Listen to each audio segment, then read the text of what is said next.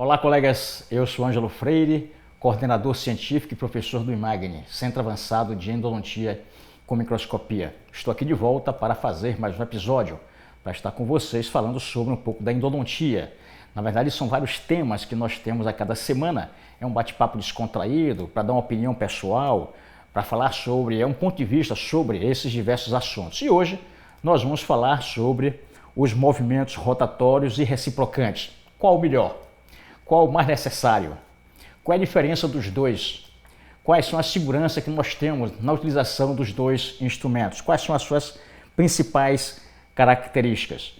Né? Então vamos ver isso de uma forma bem suave, bem tranquila, para que vocês possam entender e tentar ajudar vocês um pouquinho na decisão de como fazer o seu preparo do canal. Mas antes eu quero fazer um convite para que você se inscreva no meu canal do YouTube, clica no sininho, ative as notificações e você receberá os meus vídeos semanalmente. Tem esses vídeos, esses episódios, e tem também os vídeos dos casos clínicos, às quintas-feiras.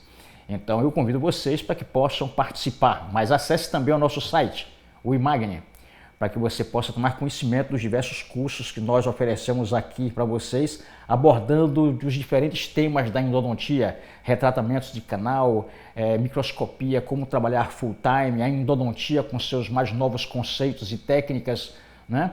Nós temos o acidentes e complicações, tratamento de perfurações, remoções de instrumentos fraturados, em suma, nós temos uma grande variedade de cursos, sempre associando toda a tecnologia com a microscopia. Eu tenho certeza que vocês sairão sempre muito felizes depois do curso. Mas acessem também o nosso curso, os nossos cursos online.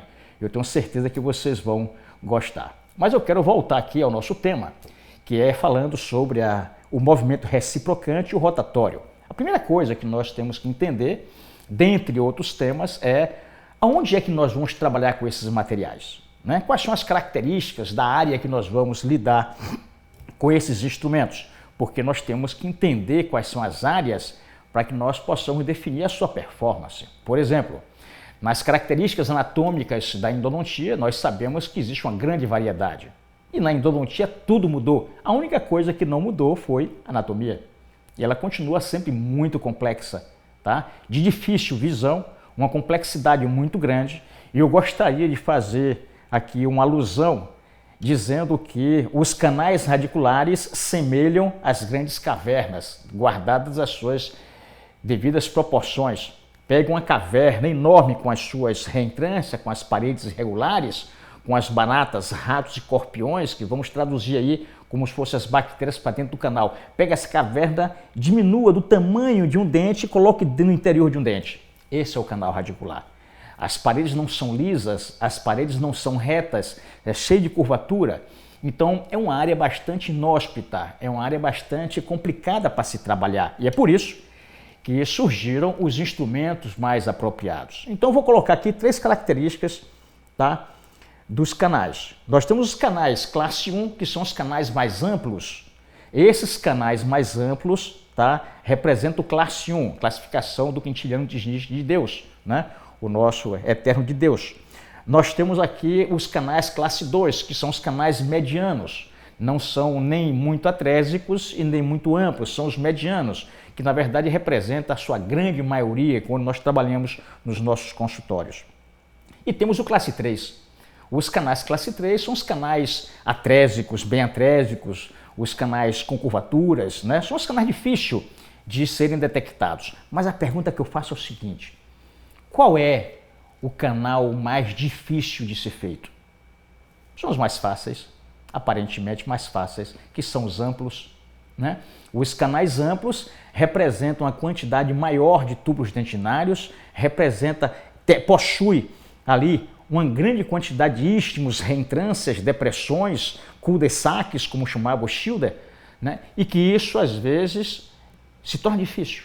E é por isso que os artigos dos últimos 15 anos sempre mostram que de 40% a 60% aí das paredes do canal não são tocados. Mas por que não são tocados?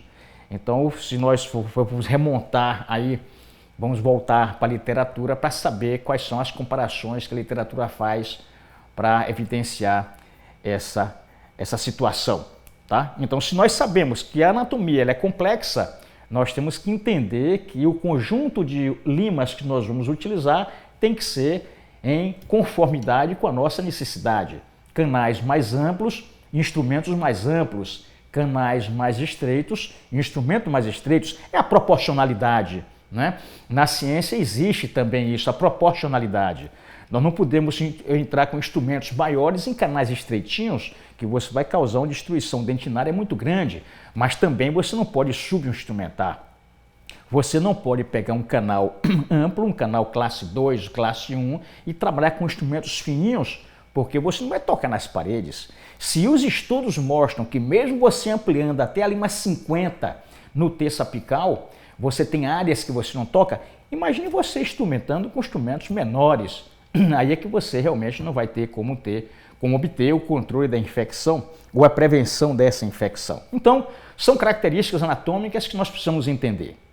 Tá? Então, nós sabemos que os canais têm paredes irregulares, são áreas de difícil acesso. Nós temos que entender que nós temos essa classificação classe 1, 2 e 3, tá? E nós precisamos entender que o percurso é sempre no escuro. Mesmo nós que temos a microscopia, nós sabemos que tem áreas que nós não enxergamos. Então ainda é uma área que precisa ser melhor trabalhada. Mas para isso foram criados alguns instrumentos para que nós possamos trabalhar no interior dos canais. Eu vou colocar algumas características rápidas para que nós possamos entender. Os instrumentos manuais, né, tipo K é tipo Kerr. Kerr foi a primeira empresa que fabricou as limas. Todas as subsequentes, todas as limas, né, subsequentes foram pautadas nas limas Kerr. Então é tipo K. O tipo K é tipo Kerr, que foi a primeira lima implantada no mundo, né? E nós temos aí a sequência, tá?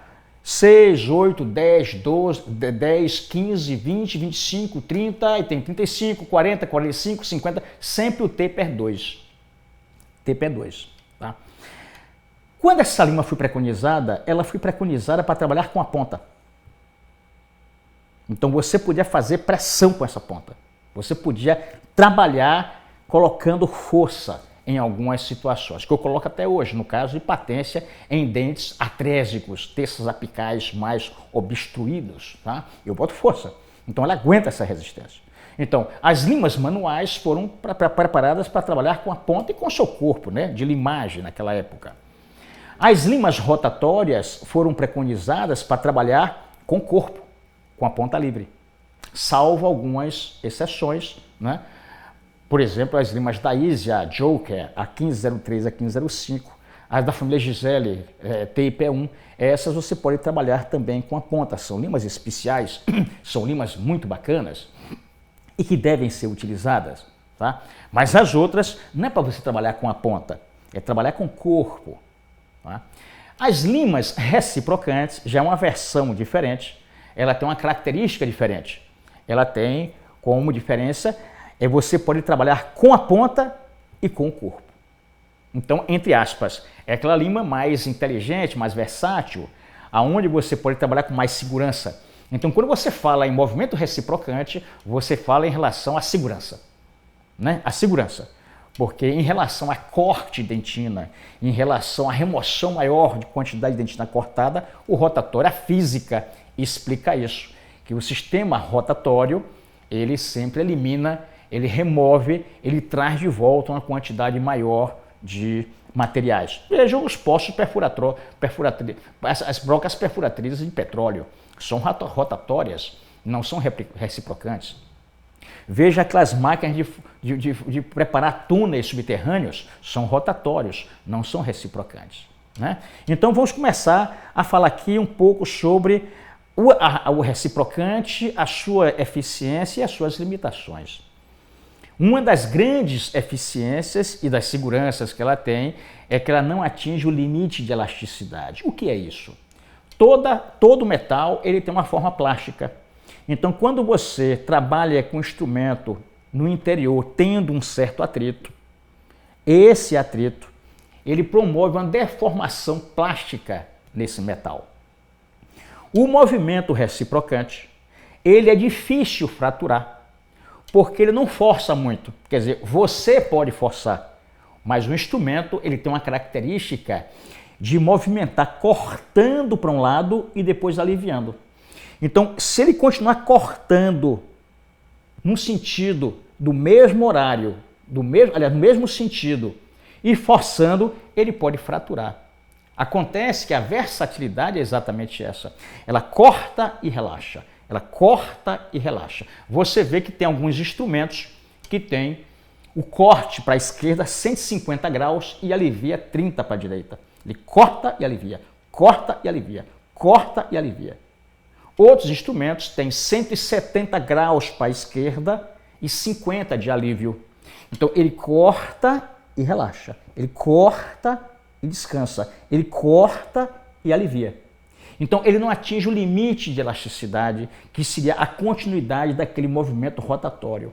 Ele é um movimento alternado, poupando assim o instrumento de fratura. É por isso que você pode escolher os movimentos reciprocantes para aqueles casos de canais mais atrésicos, aqueles casos de canais com o terço apical mais apertadinho, porque se você tem um terço apical bem apertado e você entra com a lima rotatória, que eu vou agora dizer as características, ela pode fraturar. Por quê? Porque o sistema rotatório ele não foi preconizado para trabalhar com a ponta, e sim com o taper, com o corpo. Tá? Então, nesses casos, onde nós temos uma dificuldade no término do canal, você pode utilizar o reciprocante. Só que o reciprocante ele tem uma limitação, o tip e o taper, que é uma das coisas mais importantes que nós temos na endodontia. Você escolhe o instrumento pela anatomia do dente, pelo tip e pelo taper, justificando, assim, escolhendo dessa forma, conforme a anatomia. Por exemplo, o instrumento que eu utilizo no distal de molar inferior, ele é diferente, ele é mais calibroso do que os mesiais. Então, os palatinos de um molar superior é diferente do instrumento que eu vou utilizar nos vestibulares. Os instrumentos que eu utilizo nos classe 1, por exemplo, incisivos, é diferente de utilizar incisivos centrais e de utilizar nos incisivos laterais. Então, cada anatomia escolhe a sua lima. Só que, nesse sentido, os instrumentos rotatórios, além de cortar mais, ele tem uma grande e maior variedade do tip e do taper, favorecendo assim a sua endodontia, cortando o quanto for necessário para obter o controle da infecção. Então, eu quis falar para vocês pensarem sobre isso. Leiam mais sobre os sistemas rotatórios, leiam mais sobre os sistemas reciprocantes. Eu tenho certeza que vocês vão lucrar muito com isso. Espero que vocês tenham apreciado. Ative as notificações clicando no sininho, acesse os nossos cursos e a segunda-feira que vem estaremos juntos. Tchau!